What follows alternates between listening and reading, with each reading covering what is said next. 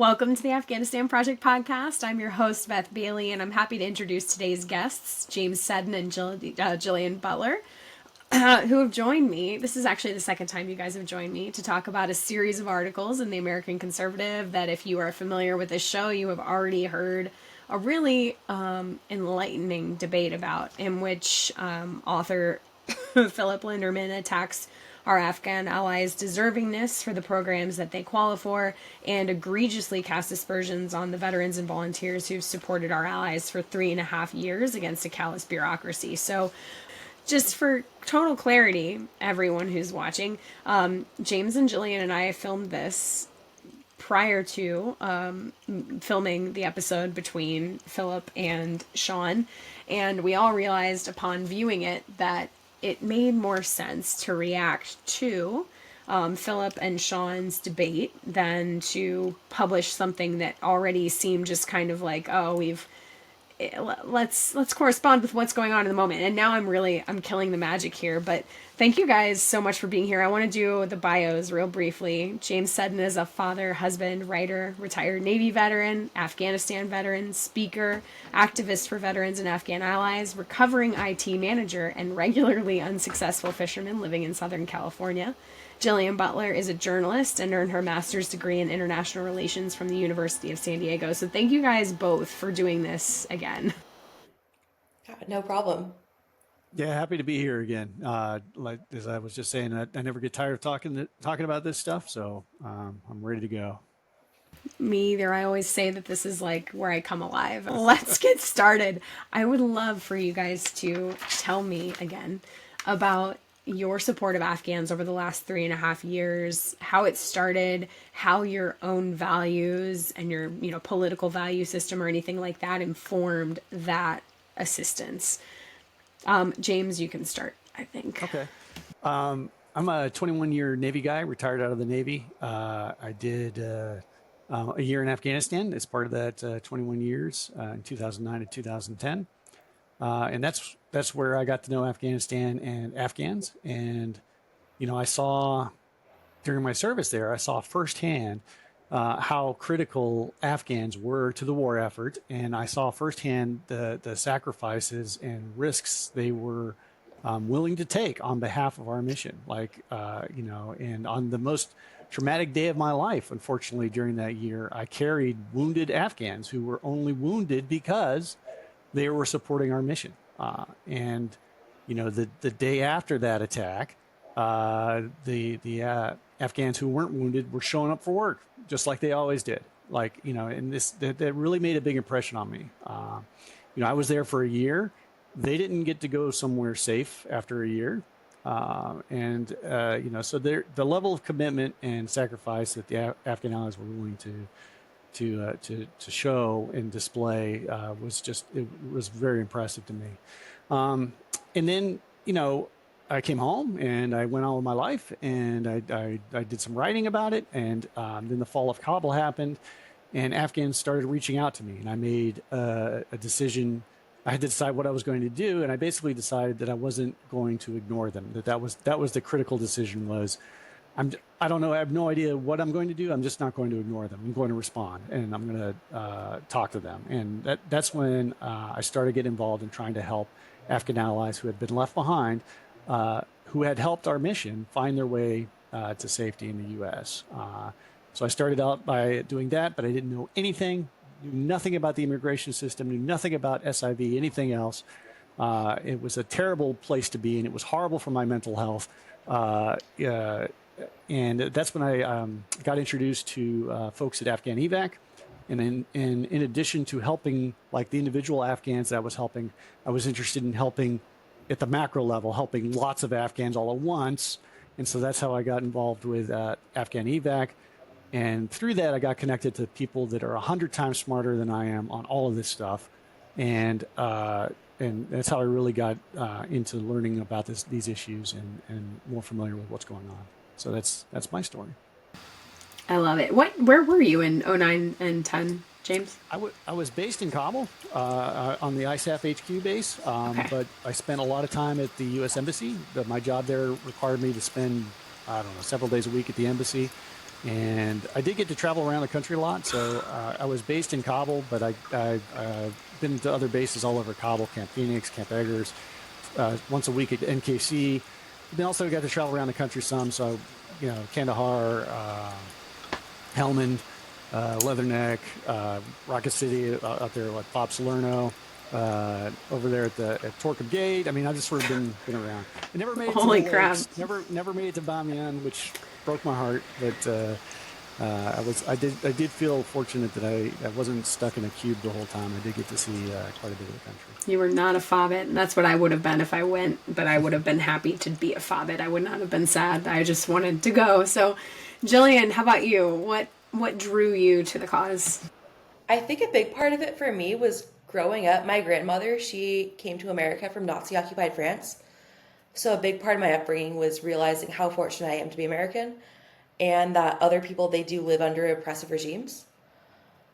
Again, with my studies too, and being a woman, I think growing up realizing that for me, being stressed about getting good grades, being stressed about making rent, that's a privilege because that's not something that women think about in Afghanistan because they don't have the privilege. Also, again, I'm San Diego born and raised, big military town. I have a lot of loved ones that have fought in the war on terror. A lot of my journalism, it's geopolitical and a lot of veterans advocacy issues. And I'm seeing a lot of problems within the Afghanistan refugee community and within veterans in the war on terror. So that's kind of drawn me to it. Yeah, and I think usually I try to be not part of the conversation, but I think in this regard, it was something that Linderman kept asking me, like, why are you? My intent last time was to be a moderator, but I think it's really important to say, I came to this as a conservative. I came to this as somebody who was an intelligence analyst focused on Taliban senior leadership, and this, yeah. I fell hard in love with a Marine in 2010 during the surge. Yeah. And that was right when I started my job. And it was so scary to me to realize that all of my interest in war and whatever, now I was somebody who could make the difference of whether the person I loved was going to live or die, and so that relationship did not last, but the feeling that I needed to, no, but that's why I've been to SoCal is because of that relationship. But regardless, I took that. You don't leave that when it hits you, when you realize how much it means to have that privilege and to be doing something that impacts people's lives. That stays with you, and it certainly stayed with me. And when Kabul fell, and I knew it would fall when I left Intel in 2013, I knew it would be terrible. I just didn't know. The question was always, how terrible will it be, and how terrible will it be for the people who fought beside us, who, Phillip Linderman doesn't think that we owe them anything. Yeah. But we said, and I told him this too, but we said, if you support us, we will not let your country fall. We will make sure that you're safe against the Taliban, and we did not do that. So, that's why I came to this as a conservative. And then I realized when I was doing it that being a conservative did not matter as much as being a human. That's what Afghan, I don't want to say Afghan evac because I'm not part of Afghan evac, but just the being part of evac taught me was there are some things that matter more than your political views. And I don't think that that's true for everyone, particularly anyway. I also fell hard in love with the Navy EOD. And I think that was a big part of my thing with Afghanistan too. He actually won a Silver Star there. And I remember sitting next to him during the withdrawal and just being really worried about him. Because he was like, you don't know how bad this is going to be. And he wasn't doing well. He lost a lot of friends there. Relationship didn't last. We're still friends, but I think that was a big part of it too for me. Like just seeing someone that I love being affected by something like that. It really humanizes it. Yeah, I mean, we're sort of off topic here, but when Kabul fell, I opened up a group chat and I threw in a bunch of buddies of mine that were there with me at the time, and it included, because I spent so much time at the embassy, included a bunch of State Department frontline civilians, not just military people. And like a lot of people may not realize this, but veterans are a diverse group. Like they are not a monolith in any way. There's no demographic or political slice you can make that gets a monolith of veterans. And so there were both frontline civilians and veterans who were in Afghanistan because it was their professional duty to do so, but they thought the effort was doomed and was never going to turn out well. And then you had other people that were more believers in the mission and were optimistic about the chances of it succeeding. I was probably in the latter. But what was interesting about it as we all started to cope with the fall of Kabul was how hard it was hitting everybody. It hit everybody hard. I was so happy, or not happy is the wrong word. I was so relieved to open up that chat and find out that I was not the only one struggling with the news, and that it did not matter whether the people who thought the effort was doomed, it hit them hard anyway. There was no like I told you so or any sort of feeling like there was a unanimous sense that this is an awful thing that is happening, and it hit everybody hard. So.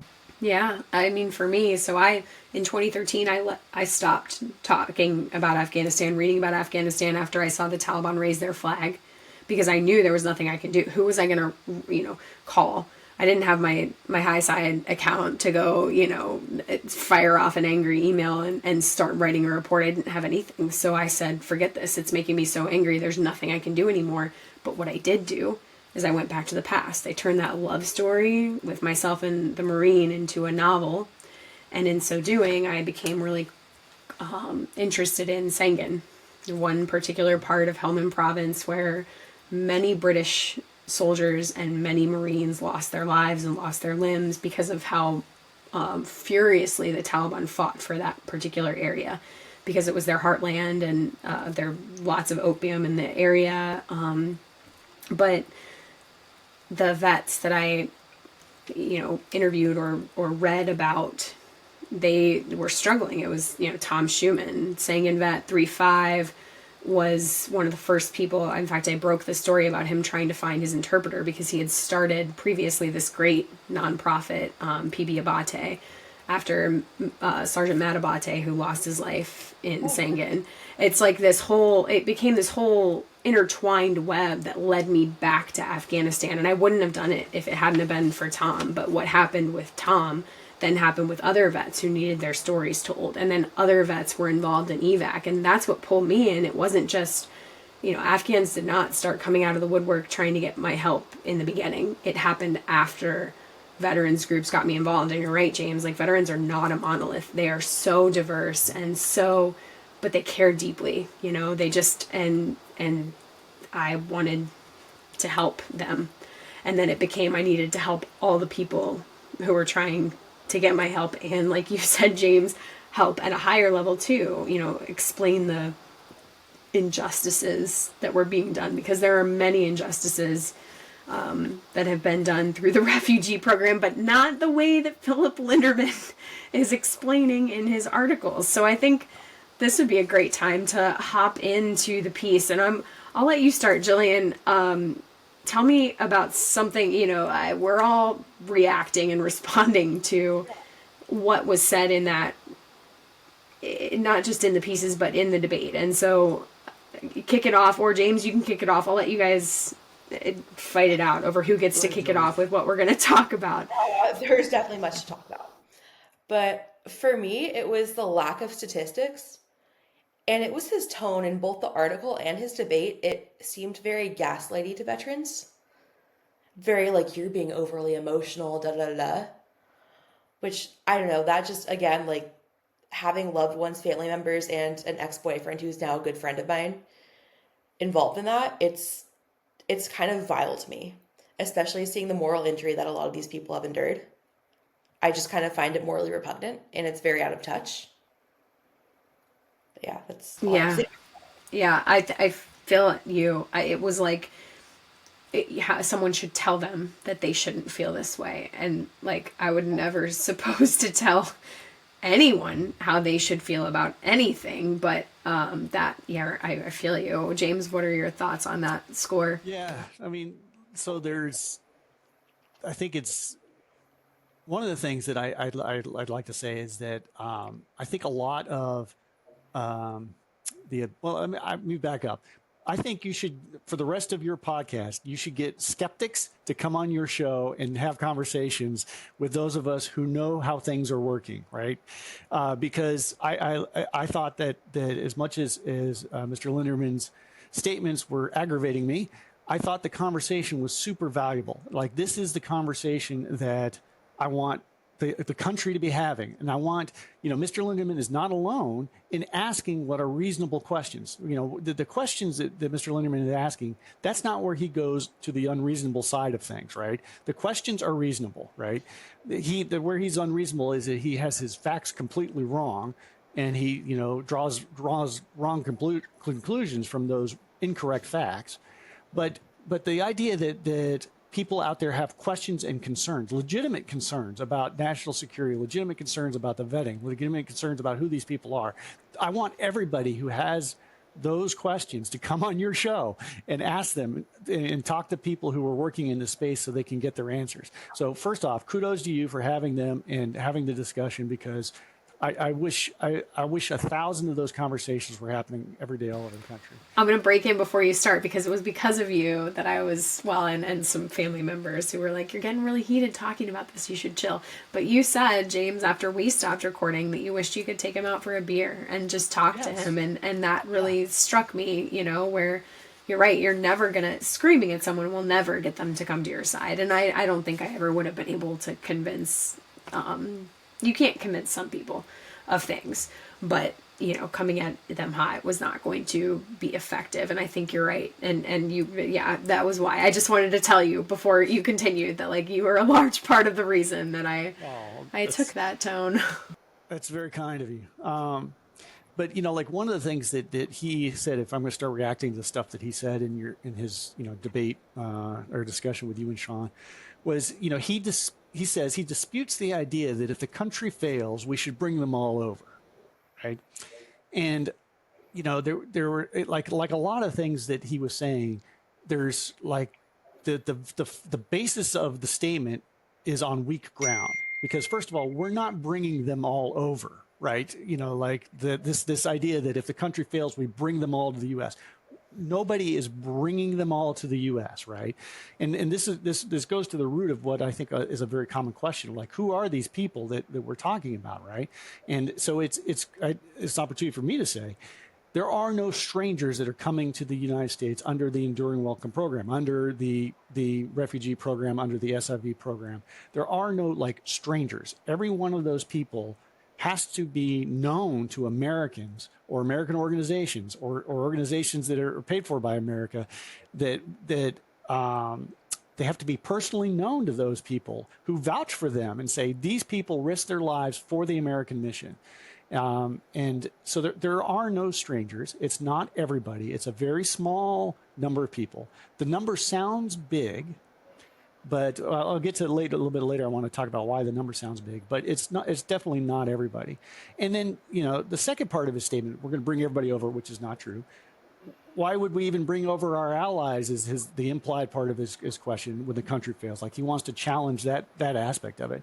And I'll point out that, and this is anecdotal, but all of the Afghans that I'm helping personally with their cases, not a single one of them pulled the trigger on trying to come to the U.S.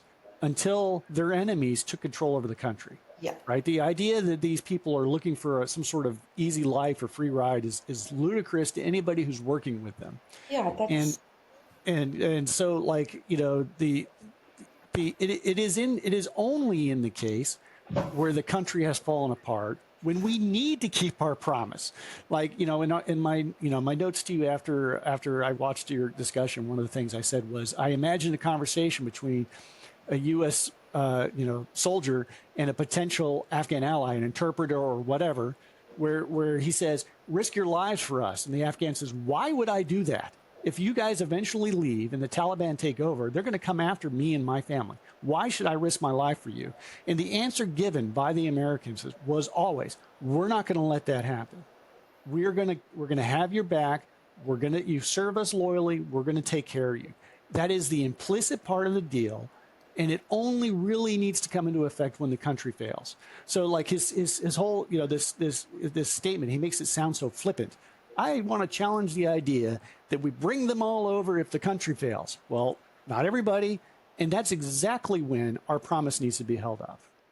Yeah, it's our fault that that happened. I mean, and I brought up some of the things in the podcast, but like we withdrew from BAF in the middle of the night and didn't tell the Afghans that we were leaving. That inspires no confidence. We pulled out air support. We left the contractor force that was helping them run the Afghan Air Force.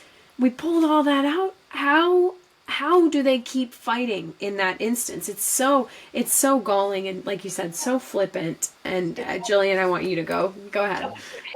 The way he worded it, he was acting like these people coming to America was their first choice. This is what they wanted. Of course it's not. I was talking to someone for a journalism article the other day, and he was an interpreter. He served with the Marines in an ODA team. And after the fall of Afghanistan, he had to go into hiding for 2 months before Special Forces got him to Qatar. And after that, he bounced around 2 different towns before setting down roots in America. He didn't want to come here. He had to out of necessity for the livelihood of himself and his 5 daughters and his wife. It wasn't like this was a first choice for him. And I don't know, people are acting like it's like, oh, like these people, they just want a meal ticket, very, I don't know, very like xenophobic, Ronald Reagan, like, oh, these welfare queens kind of talk. I don't think that's true. It's like this is a last ditch effort for them. This is their last ditch at self-preservation. It's like I was talking to a young Afghan, and he's in college in Texas. He's one of the most poetic people I've talked to, and he was talking about the people who hung on to the U.S. plane at Kaya, and how he was in Turkey and the Turkish people were making fun of those people. And he said he could understand it because, people weren't descending on Kaya because they just wanted a free ticket to America. They just wanted to get the hell out of Afghanistan before the Taliban slaughtered them. And then we used the Taliban to do security. And I've talked to Marines who were on the ground and soldiers who were on the ground who heard and saw the Taliban executing people outside as they're pulling security. It's like, in what world, like you say, are these people just looking for a free ticket? They just don't want to die. Exactly. And it's tossing their babies over the barbed wire there. That's not a thing that's not a first option for anyone. No, but you just don't want them to die. People who had their babies in their bag and their babies suffocated to death because they were trying to keep them alive in that crush of humanity. We did that. So yeah, we have an ode. And that's, I guess, here's a question that Philip kept asking. What is the number? What is the number? So I'd love to ask both of you, what is the number of Afghans that you think is owed for their service? Jillian, you want to go? I can't solidly quantify that, but I think that if you helped America, first off, you should come here. And also, if you're able to come to America, work a job, pay taxes, assimilate to Western democratic values, yes, of course you should come here. I mean, America is a country built off of immigrants.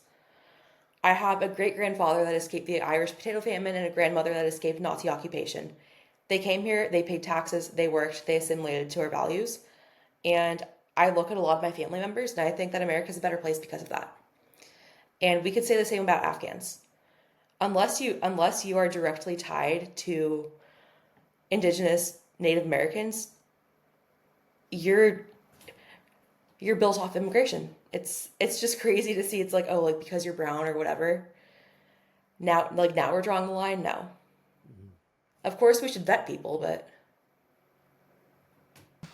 yeah, but he had an interesting comment about the rate at which we could bring in new people. And it's like, yeah, we didn't worry about that during previous crises. We didn't at all.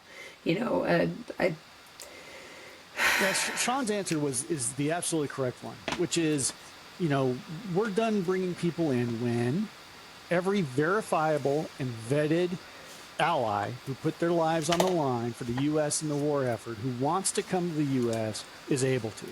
That's when we're done. Mr.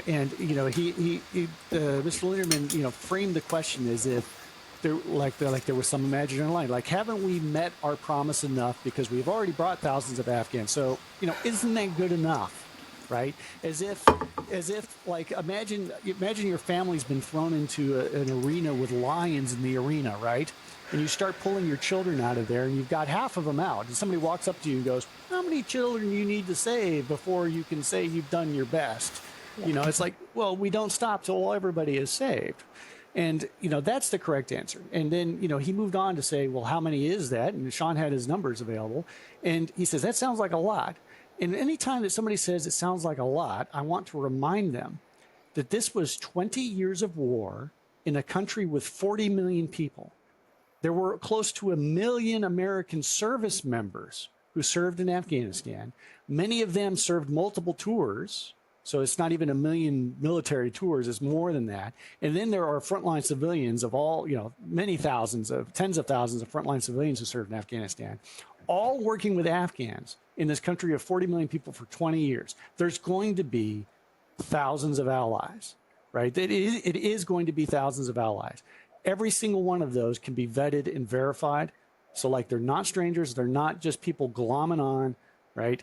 But that's the answer. When the last of them who wants to reach safety, who is verified and vetted, that's when we're done, not before. And this whole idea that we've somehow met our promise because we have saved half of them is to me just ludicrous. Like, how is making a decision to abandon half of your allies keeping your promise or doing good enough under Mr. Linderman's rules? It's absolutely nutty to me. Yeah, Go ahead, Jillian. The good enough thing too, again, just that tone itself. Yeah. I really disliked it. I felt that he was, saying like, oh, how many is enough? How many is good enough? Was kind of helping Afghans come to America as more of a virtue signal to veterans than something that's actually important, matters, and helps people's lives. That I'm glad you said that, because I think that like, I am perfectly happy. I think there's a tendency for a lot of people to say, and I don't know, this goes down to like a personal values judgment and what a person's values are, and it gets very personal, right? But there's a tendency of some people to say, you need to disengage your compassion, you need to disengage your emotion. Like, Mr. Linderman, you're highly emotionally invested in this, as if that means what you're saying is wrong. It's just an ad hoc, I can never pronounce it, but it's just a personal attack, that logical fallacy. But I'm perfectly willing to disengage all of that and be like, okay, forget any humanitarian thoughts, forget anything that's morally right or morally wrong. Let's forget promises and whether you should keep them. Forget all of that and be totally Machiavellian about it. What is best for American national security is, don't feel a thing. Make a cold, hard national security calculation, right? And when you do that, abandoning your wartime allies is a terrible national security decision. And it has nothing to do with my feelings as a veteran. It has nothing to do with my feelings about human beings or my religious background or any of that. It's a cold, hard national security calculation, right? Abandoning our allies to their enemies in wartime is not America first. It's the opposite.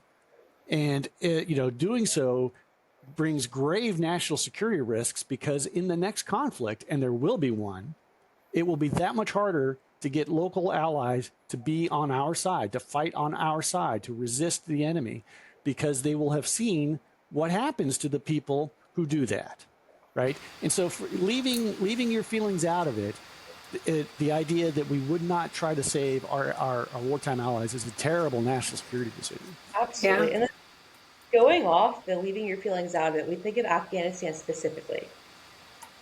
We're basically abandoning them. They're, pardon my French, we're telling them, like, hey, get fucked. And at this time, the Taliban's, back in power. We see an increase in madrasas and Al-Qaeda training camps. What do you think is going to logically happen?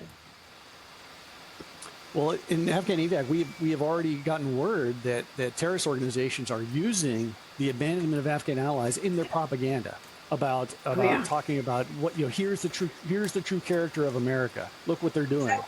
Yeah. Right? Yeah, absolutely. It's a terrible national security decision to do this. Yep, I've heard, and it's so fun. Yeah, all these new arguments are coming out of the woodwork on this podcast. And I don't know if it's because, there's more viewers after January 20th or what the deal is, or if it's just that people feel more empowered to say hateful things now. But I had one guy come at me and say, well, you would never get an operator to sit there and advocate for the Afghans that they had to work alongside. And I said, absolutely not true. Have you not heard of the groups run by operators specifically because they realize they're going to be, well, I was thinking of, oh my God, it's evading me right now, but the excellent group of guys who were helping all the NMRG personnel who were literally put life and limb. Like if they didn't find it with their eyes, they were supposed to find the IED with their body so that the Green Berets behind them did not get killed. And and it's like, the reason they care is because they're going to be the first on the ground in the next place. And they're not going to get LNs to buy in if we do this. Like, of course they care. It's so, people who are making these arguments have not given thought. They were among the millions and millions of Americans who were able to just live their life while the global war on terror went on and be unaffected. And now that's coming home to roost for our allies. And it's terrifying to see it. And there's something else I wanted to say because the idea, Sean put forward those numbers, and much of the last 3.5 years that I have spent writing about, right? Doesn't it? It feels like a long, long time, but most of that time I have been fighting to get the SIV program to be more inclusive. Because we've got people who applied who will never get an SIV because their work was paid for by the Afghan government, for instance. 80% of whose budget was covered by the U.S. And they worked for Blackwater, Constellus. And yet, because they weren't paid for by us directly, they'll never get an SIV. Doesn't matter how many years they did. It doesn't matter that they're this one in particular that I'm thinking of is a woman who spent like 9 years working for different contracts, and all of them have this there's one small thing that means she can't get an SIV. And what does her life look like?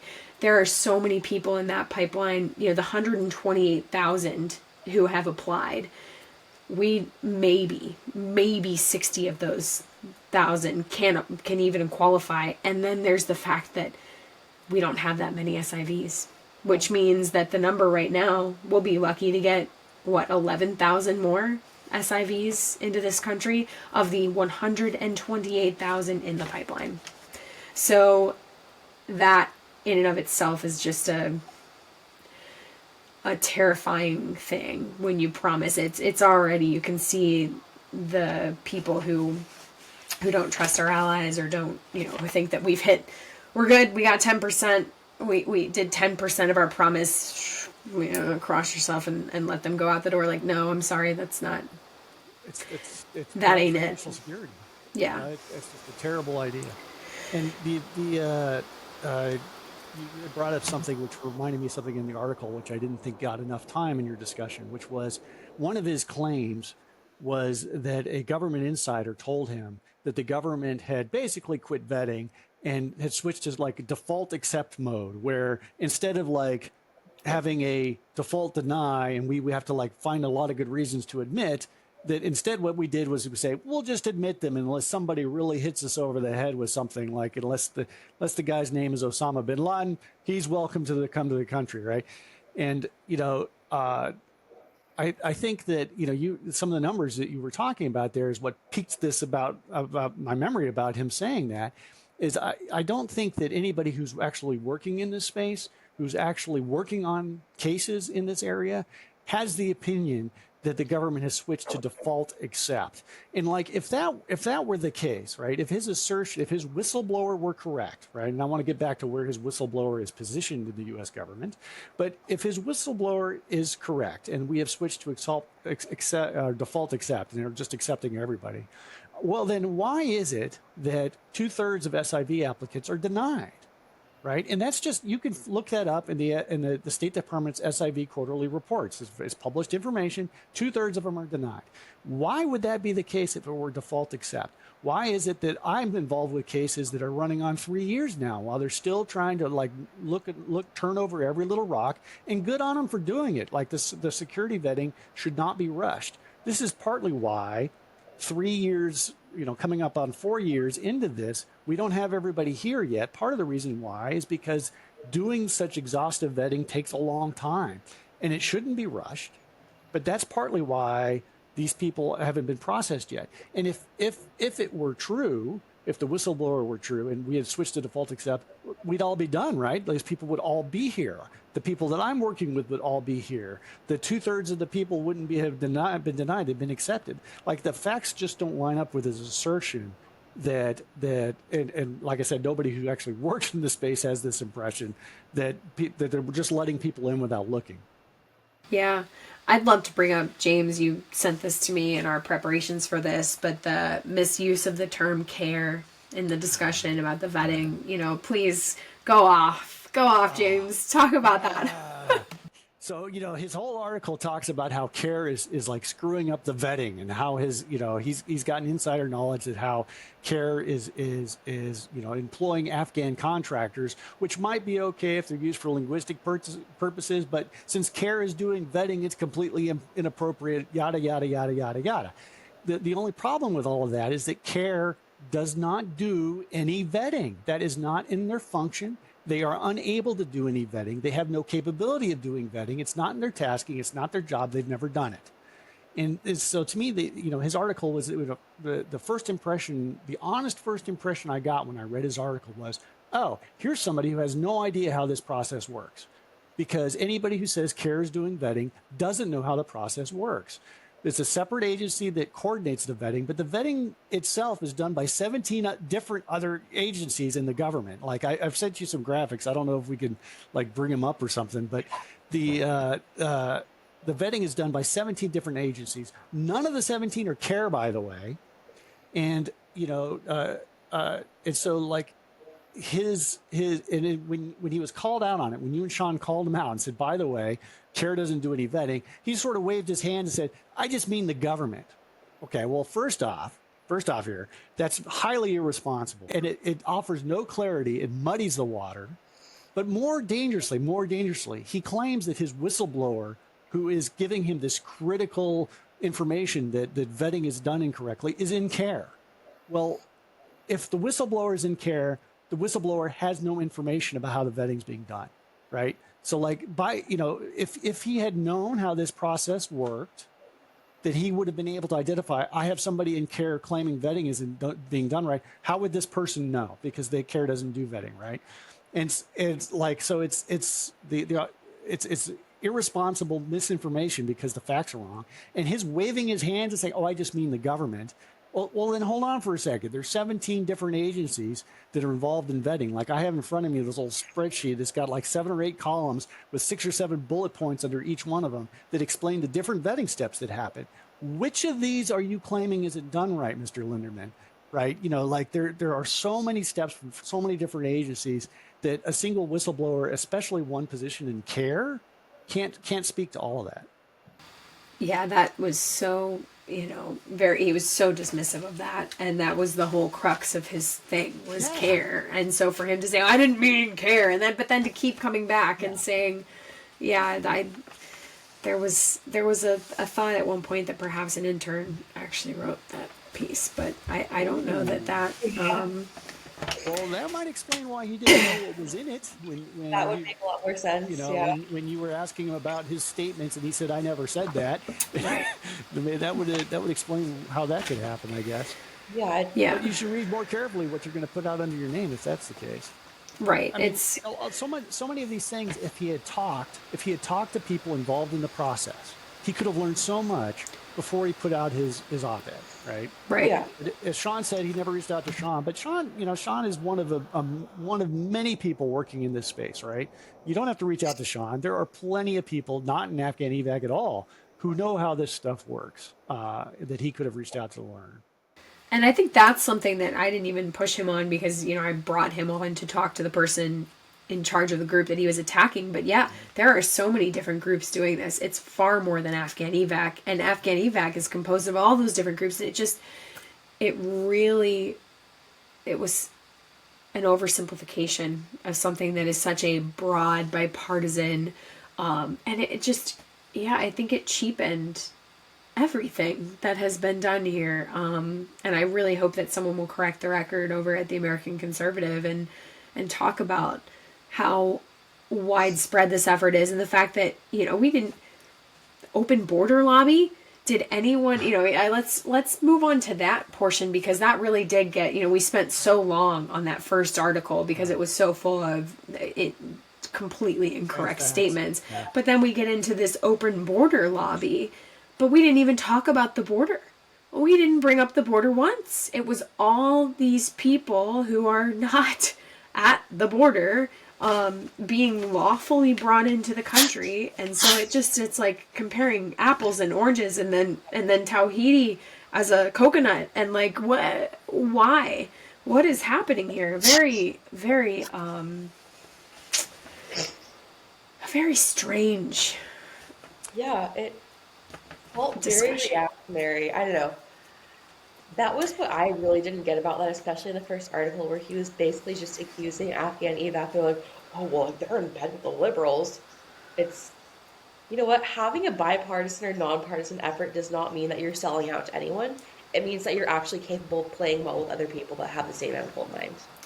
I actually am related in a strange way to a former Republican congressman. And I remember asking one time about a Democratic congressman who I did not hold in high esteem. And he said, I used to go skiing with him and his family.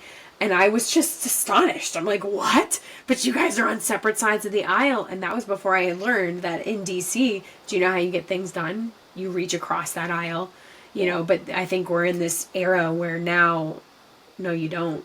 You don't. And conservatives have to, and no rhinos, and all these, it's very, the isolationism is concerning. That is not what this country's made of. And that's why I think, Sean says it so much that I think it becomes something that people giggle about, but the most American thing he's ever seen. He's not wrong. This is something that so many people care about. And so to see it belittled and dragged through the mud like this was just jarring and out of... In the last few months... Go ahead, Jillian. Well, I was going to say, no, you're right. So I am a self-proclaimed Hillary Clinton hater. Same with Kamala Harris, and rightfully so. But one of my closest friends, and a very, very dear mentor of mine, she campaigned for Hillary's election, and she's a staunch Kamala supporter. And I have gotten so much work done with her, and I have learned so much from her. And we disagree on fundamental things, but we're able to reach across the aisle and actually get stuff done. And I just don't see that happening with a lot of people. And it's very, very sad to see that bleeding into the Afghan issue. Yeah, it is. You're absolutely right. And what's, in the last few months, we've seen Representatives McCall and Lawless and Crenshaw, like all of these, nobody would accuse them of being bleeding heart liberals or open border advocates. Yeah, especially Crenshaw with the border. Each of them has spoken openly about the need to continue enduring welcome, to continue accepting Afghan refugees who served our country, to continue relocating, SIVs, all of that. All of those representatives have spoken out in support of continuing all of those efforts. Yeah. Which throws, I think, it throws cold water on the notion that this is some sort of weird backdoor open borders thing, right? Like if Crenshaw's on board, this is not an open borders thing, right? Yeah. And this issue actually, Sean talking about this is the most American thing he's ever seen. This issue actually is not a partisan issue, and people, I think, like Mr. Linderman, dearly want it to be. Like, it feels like he says, okay, here's this issue. Where do my political enemies stand on that issue? Well, I'm going to take the opposite position. Whereas this is actually not a partisan issue at all. It has wide bipartisan support on both sides of the political spectrum. Yeah, no, and I think a really important thing to remember is this is not the first time that someone has tried to cast post-withdrawal Afghanistan in partisan terms, right? We saw almost immediately after the withdrawal, the Biden administration trying to blame the failure of the Afghan government to stay, in power on Afghans not wanting to fight. And they tried to turn the narrative in that way that, oh no, Afghans didn't fight. And it's like, well, but wait. And I said all the things I need to say in Philip's episode and earlier today, how were they going to do this with the Taliban having $7 billion in things and you leaving them and giving them no certainty about what was to come, and just the ground truth too. I guess I haven't said everything I wanted to say. So the ground truth of what was happening in Afghanistan, Afghans saw that. They saw the Taliban rolling through places that they hadn't had before, and then rolling through. They could see it coming. We pretended not to see it coming, even though, like Bill Raggio and smart dudes like him warned everyone. Regardless, that was the first time. Then we saw the, political fisticuffs over who was to blame, when in reality, this is something that every president, going back to Bush, has a role in why Afghanistan could not stand and why, all of this. But yeah, this isn't the first time. And I think that, of course, this is a new effort, right? We have a new effort to make this partisan or to turn it some other way. And the thing I am seeing in some of the community now is a shifting towards one another. And I think we have to just keep pushing not to let that happen, not to let, the political tides turning break apart the effort, or, break apart our resolve to continue doing the work for Afghans. And that, I think, is going to be really hard. But that I've taken us off course. So do you guys go ahead? Yeah. I was just say I'll tag on to that to say that if one of your viewers is out there is like learning about these issues, like, and understanding that the word refugee doesn't mean a random person washing up on a beach. In this case, the word refugee means somebody who's verified to be an American ally, who's risked his or her life for the Americans in a war zone, and gets verified and vetted before they ever come to the U.S., right? That's what it means in this case. But if one of your viewers starts to get educated about this and starts to say, actually, I support continuing the effort until we get all of those people here, that person should feel comfortable, if they're a conservative, in saying, I'm not suddenly standing with the liberals here. I'm standing with Representative Crenshaw, who also believes all the things that I just said, right? They don't ever have to feel like they're compromising any of their conservative principles. In fact, this is the reason Representative Crenshaw, Representative McCall, and Representative Lawless are on board with this, is because it aligns with all of those conservative principles. Yeah. And, when we first recorded this, we did talk about the border. I was kind of astonished that Philip didn't bring up the border, because obviously there are Afghans who have used the border. And when we talked about this before, I think it's worth noting, because I never want to make it seem one-sided, or that I'm trying to withhold certain facts, to make an argument. But as you just said, James, the refugees using USRAP are not coming through the border on asylum, right? Nope. They are, and same thing with SIVs. There are SIVs who have gotten sick of processing, and USRAP individuals who have gotten sick of waiting on processing and who have come through the border. But then they don't get to do that program anymore. Right. Now they have to go through the asylum system, which, as I believe we mentioned in the episode that we recorded previously, is not friendly in the way that USRAP and SIV are. You don't get access to the same benefits. It's a different whole, SIV gives you immediate access to a green card. Not with asylum, not even with USRAP, I believe. So, there are you're right, the idea that these are just refugees showing up at our border. And I just looked up this figure a few hours ago. But the number of Afghans who have arrived at our border that I know of, that CBP has told me about as of August of 2024, was about 8,100. That's it. There are plenty of people attempting to use our border in the millions, right? I mean, there are a lot of people attempting to get asylum here. 8,500 or 8,100 Afghans. And I'm sure it's more than that now. I'm sure that I have not captured all the numbers, but we're talking, that's not what CARE is doing. That's not, right. This is a separate effort from whatever. Right. And all of these organizations, as I said before, I asked you guys both, I think, are you hearing of volunteers saying, hey, come to the border? Because for those who are watching this who don't know about this, a lot of Afghans began to use Brazil. You would get a humanitarian visa to Brazil, or I think you could do it from other Central American countries that I've heard about. From Peru. But Peru, yeah, that's the one I think you might have met. Someone recently mentioned, I had never heard about that before, but yeah, get through Darien and you get a cartel member to ferry you up to Mexico for an exorbitant fee, and then the possibility of being murdered, raped, dying in the jungle, etc. And I think, Jillian, you had that story. I would love for you to share that now, because it's a harrowing one. It was awful. It was this woman I volunteered with. She worked in Afghanistan as a professor, and she did some activism through a nonprofit. So obviously when the Taliban came, sorry, I'm so allergic right now. When the Taliban came, she was like, I got to get out of here. So she flew to Peru, and she walked from Peru up the border, and partway during that journey, she was raped.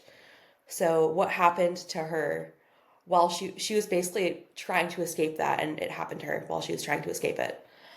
And now she's here in America safely, but it's awful. And I think about it too. I live by Sunset Cliffs area. It's where you see on the news where there are all those boats coming in from the southern border, and frequently they do capsize and people die. I don't think I know a single person with any advocacy group telling people, come this way. If anything, it's don't do it. Yeah, and in the case of Afghan Evac's been very loud publicly and privately to say this is a terrible idea. We do not advise Afghans to try this. It is not the way to come to the U.S.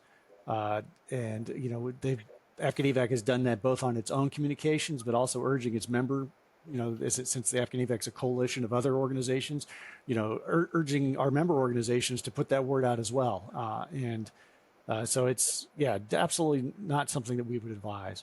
But I think, as you pointed out, Beth, and I think this is, because there's so much nuance in U.S. immigration that is lost on everyday people that aren't in this game, is that, the enduring welcome, the bulk of the Afghans we're talking about, the enduring welcome operations with U.S. RAP, with the refugee program and the SIV program, that's the program that the bulk of Afghans are trying to come to the U.S. through.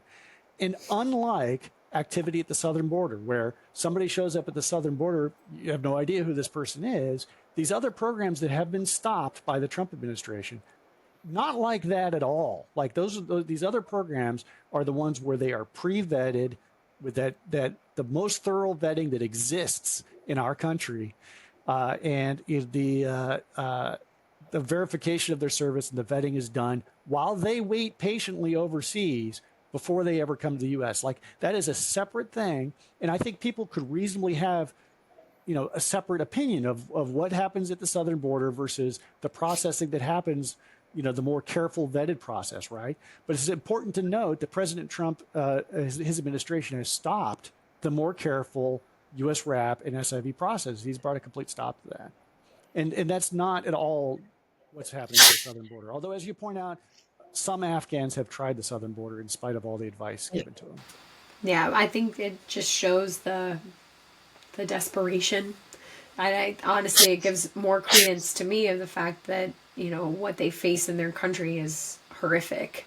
I know, especially now, but it's just terrifying. I told a woman, I've been telling her story since December of 2021. She was forced into marriage at the age of, if memory serves, it was 10 or 12. She had 3 kids by the time she was 18, I want to say, and it was a horrible marriage. She was abused. She tried to kill herself many times, as many Afghan women do, because there is no way out of the very isolated existence that they live, where they're at the mercy of their mother-in-law, their husband, and anyone else in the house who wants to treat them like trash. Anyway, she finally got a divorce under the previous government, but then when the country fell, her ex-husband was trying to get her daughter so that he could marry her off to a Talib. And the woman, I always call her Nazarene, she fled to another place, and then another country, and then another country. And she told me probably midway through last year that she was going to come, and I said, don't do that. Don't go to Brazil. Please don't do it. And she didn't listen to me, and she went, and I got video. She sent me video in Darien, and it was horrible. I mean, she was sick. Her whole family was sick. You could see everybody struggling. And I just thought, no, why did you do this? And then as soon as the election happened and all of the things started to fall for Afghans, I thought, that's when she crossed the border. And I just felt horrible. I don't know what's going to happen. Her two sons are still in a nice facility in the South. She has managed to find them lawyers, but no one knows what will happen with them, if they're going to be deported back.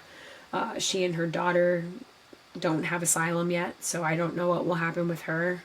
And it's just horrible. You don't want to see somebody fight that hard for something that can be taken from them. I did not want her to do that. I wanted her to find a safe place, and unfortunately, this place that I think is so safe for me is not safe for her, or her sons, obviously. And yeah, I never wanted her to do that. I never wanted to see that kind of pain when I knew all of the pain she had already been through. So, I guess there's one thing we haven't discussed that we did discuss last time that I can think of, and I'll give you guys an option too, to like, if there are things that we haven't brought up yet. But the one thing that hits me really hard that Philip brought up in the first few minutes of our episode, and that I had asked you both about, he talked about how, should we really bring them here to drive Uber or run a restaurant? And well, first of all, here's one thing. Obviously the man needs to have some Kabuli pulao, because if he had eaten Afghan food, perhaps he would reconsider the fact that we should have more Afghan restaurants here, because I would oh my god, I would eat Kabuli pulao like twice a week happily for the rest of my life. But let's talk about it. Like, what kinds of things are you seeing Afghan refugees doing, and what important work can they do that we need here in this country that isn't just Uber and running a restaurant? Jillian, Well, first off, I wanted to go back to the border thing. I think the southern border, that's just also indicative of these people aren't coming to America as choice number one. Nobody in their right mind decides, oh yes, crossing the southern border in that way is the best, easiest option. It's a last-ditch effort again. That's something that you do if you're very desperate. But going back, I know a lot of Afghans that are academics, they're in medicine. It reeks of a really gross, almost comical stereotype. Driving Uber and running restaurants. It's gross. I don't like that. what about you, James? Yeah, I mean, I'll start out by saying there's nothing wrong with driving an Uber. There's nothing wrong with opening a restaurant or opening a store. There are plenty of American entrepreneurs doing those exact things, right? So, like, first off, there's the way he said it sort of flippantly, adds a sort of derogatory tone to the idea. And so I just want to point out that, first off, there's nothing wrong with any of those activities. But as Jillian says, the idea that that's the only activities that recently arrived Afghans will engage in is stereotypical, and it's a harmful stereotype. It's not a neutral stereotype. It's not a humorous stereotype. It's a harmful one, right? And as Jillian pointed out, all the professions that these folks can do when they arrive at the U.S., I'll just add to that list that one of the cases that I was personally involved with is a woman who was a prosecutor in Afghanistan who was putting away Taliban financiers and bomb makers and other people using the Afghan law to take those people off the battlefield and into prison, right? And her activities are absolutely critical to the U.S. war effort, her activities at great risk to herself. She was under constant death threats for her activities. Her activities helped save American lives at great risk to herself. And when the country fell, and she desperately was trying to help out, to find a way out for her daughter primarily, I was involved in getting her paperwork to the right places and helping her case get moved along.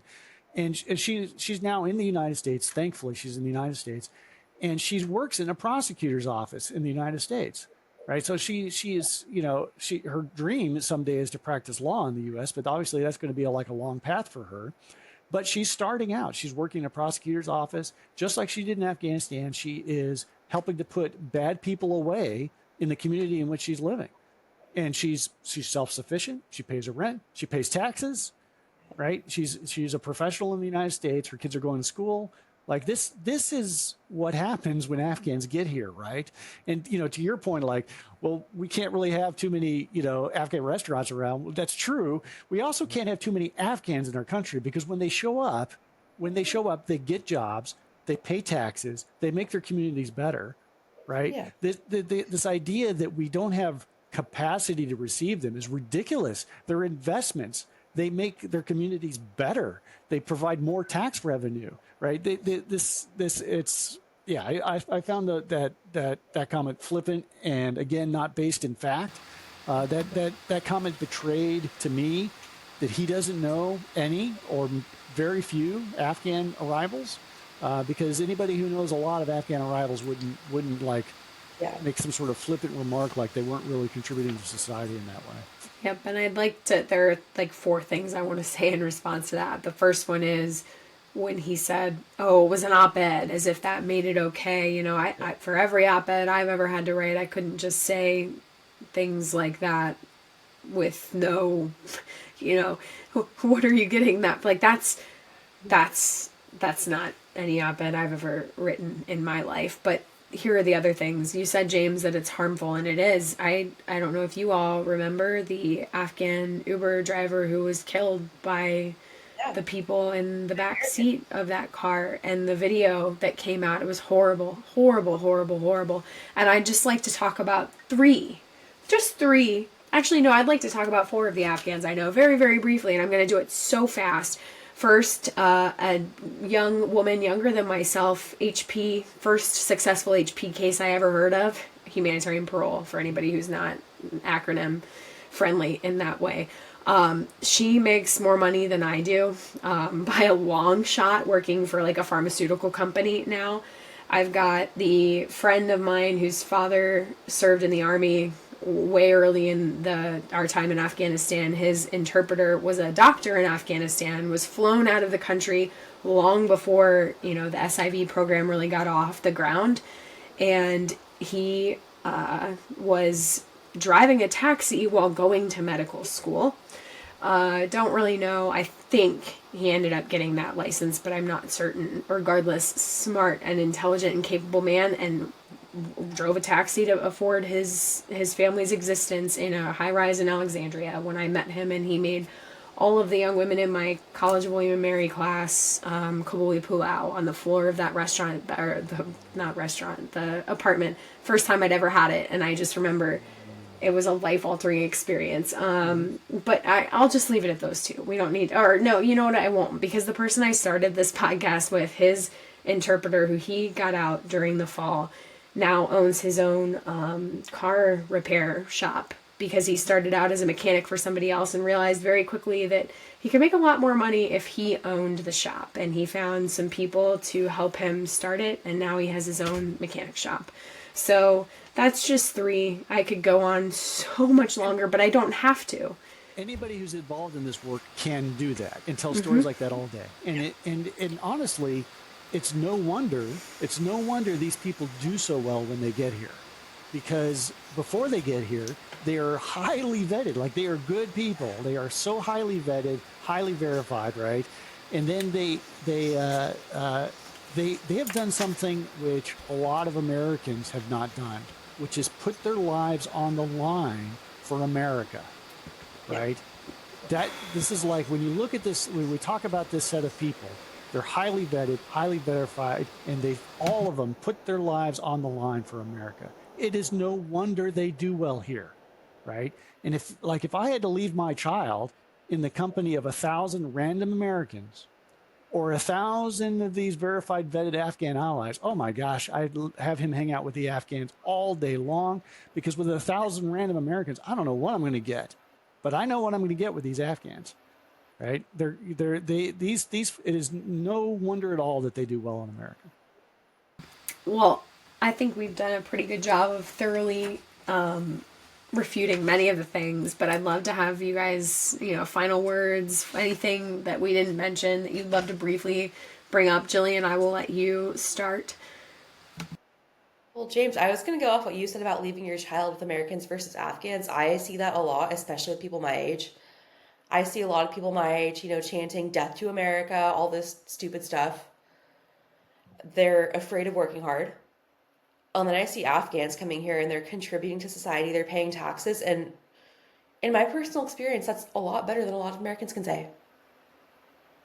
It's, again, going off the whole, all they do is drive Uber and own restaurants. First off, there's nothing wrong with that. That's contributing to society. That's paying taxes. That's providing a service. There's nothing wrong with that. But there are also plenty of people that are doing other things. And again, it's better than a lot of Americans are doing. So I see nothing wrong with them coming here. Thank you. I think that's absolutely right. And Beth, I think the only thing on my notepad here that we haven't covered was one of the questions that Mr. Linderman asked in his discussion with you and Sean was, why should we accept any risk at all in bringing these people, right? Now, he was talking about the vetting again, which, again, the vetting these Afghans go through is, they're the most vetted population in the American immigration system. They're more highly vetted than American military members are when they join the military. Elected officials aren't vetted at all, right? But this Afghan population is highly vetted. But anyway, he said, why should we accept any risk at all that we're going to bring a bad guy to America through this program? Why should we accept any risk at all? And I think that's a fair question. I don't think that question is invalid. And I think that's a fair question, and lots of Americans may have it.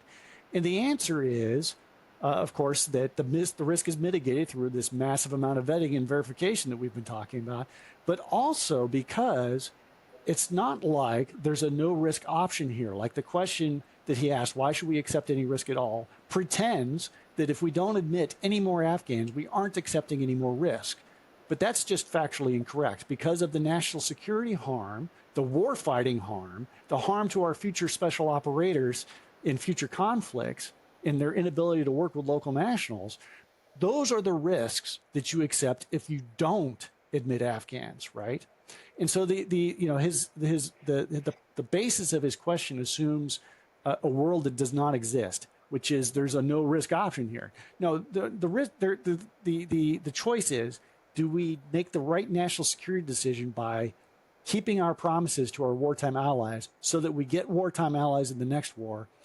Or do we abandon that and accept the national security risks of radicalization and unable to get our wartime allies, right?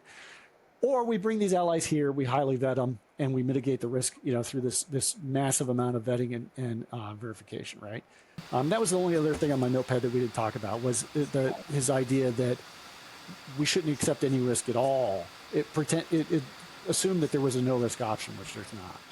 Yeah, and I think the last thing I want to say is, on top of that, we really need to restart resettlement placement funding. We can't not do that. You can't let people have a hard landing here, and you need the first few months of help to get off the ground. And those resettlement groups that have sprung up to help, they can figure out grants and do things here and there, and they do. I mean, they come up with great ways to help people get a car, to help people find training programs to get them into work that can help provide for a larger Afghan family, help women get language services because they might not speak the language the way that their husbands, who often are the ones who worked for us, do speak the language, or the way that their kids will pick it up so quickly. There's those groups fill the gaps, but we do we can't turn off the resettlement funding. That No. would be a tremendous disservice to the people who've set up these programs, because they were decimated And when that's the way withdrawal took place. Yeah, and that's how you make these people not self-sufficient, is by cutting off that stuff, right? Like, Right. and people, I think some people make, why are we giving these people handouts? It's like, no, it's not a handout. Like, when you think about all the stuff that we take for granted that new arrivals can't do, like you can't rent an apartment unless you have a credit history and a bank account. Well, if you just arrived in the country, you don't have any of those things, right? So you need an organization that will co-sign your lease, even though you're going to pay the lease, even though you've got a job and you're going to pay the lease. You need an organization who will co-sign it because you don't have a credit history yet. It's that kind of thing that those resettlement agencies did. It's not thinking of it as like handouts is completely the wrong way to think about it. That's not what they're doing. Yeah, Yep. it's Self-sufficient. Exactly. Yeah, because if you set them up in the negative, like of course, that's going to be a failure. We want these people self-sufficient, and they can get that way if they hit the ground running. Well, I just want to thank you guys so much for being here. I'll put out the call, as always, to Afghan listeners, whether you're in the States, in a third country, hoping for some kind of help at the border, wherever you are. We'd love to hear your stories and tell them on the podcast. So send those to the Afghanistan Project podcast at gmail.com. Again, James and Jillian, thank you so much for your support of allies, for your support of veterans, for being here to film this twice with me. It's been really delightful every time. Thank you to our listeners for sharing your time, for supporting the people of Afghanistan. Tasha Kaur, and hope to see you again soon.